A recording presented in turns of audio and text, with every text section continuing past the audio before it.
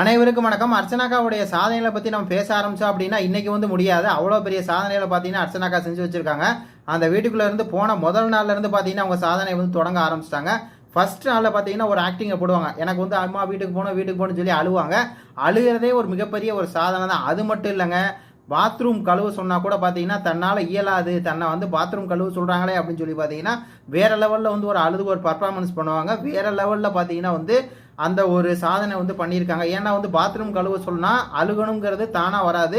அழுக வைக்கிறதுங்கிறது பார்த்தீங்கன்னா அழுக அதை வர வைக்கிறது, அதில் ஒரு போராட்டம் நடக்கும் அழுகிறதுக்கு. அந்த ஒரு போராட்டம் பண்ணியிருக்காங்க. அவ்வளோ பெரிய ஒரு சாதனையை படைச்சிருக்காங்க பாத்ரூம் கழுவ சொன்னதுக்கு. அது மட்டும் இல்லாமல் ஒரு சின்ன ஒரு வேலை அவங்க அதை தினேஷ் செய்ய சொல்லிட்டாரு அப்படின்னா அதுக்கு பார்த்தீங்கன்னா ப்ரோ நீங்கள் இப்படி சொல்லிட்டு இருந்தீங்க அப்படின்னா நான் அழுதுருவேன் ப்ரோ அப்படின்னு சொல்லி பார்த்தீங்கன்னா ஓப்பன் ஸ்டேட்மெண்ட் கொடுத்து தன்னுடைய அழுகையிலே பார்த்தீங்கன்னா ரெக்கார்ட் பிரேக் பண்ணி அவ்வளோ பெரிய சாதனை படைத்த சாதனையாளர் தான் இந்த அர்ச்சனாவுடைய சாதனைகள் ஒன்று தான். அழுவது.